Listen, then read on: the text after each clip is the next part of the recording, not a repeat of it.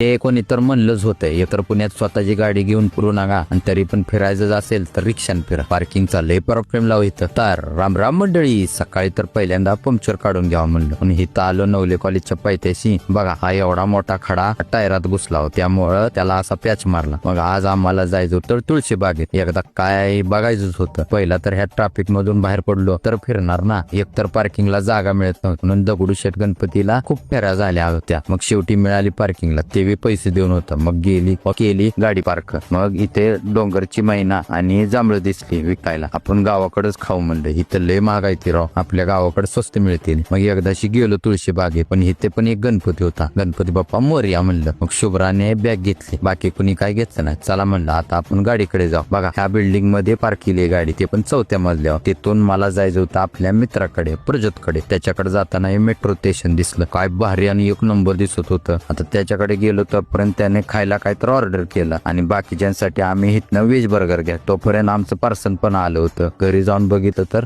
हे काय ते तुम्ही कमेंट करून सांगा. आणि पोरं तर मस्त रमली होती खेळण्यात. सांगोलला जायला नकोच म्हणत होती. आणि ह्या सर्व पुण्याच्या 2 दिवसाच्या ट्रिपचा युट्यूबचा मी मोठा ब्लॉग टाकणार आहे. त्यामुळे आपल्या युट्यूब चॅनलला सबस्क्राईब करायला विसरू नका आणि इंस्टाला पण फॉलो करा. आपण भेटू पुढच्या ब्लॉग मध्ये. राम राम.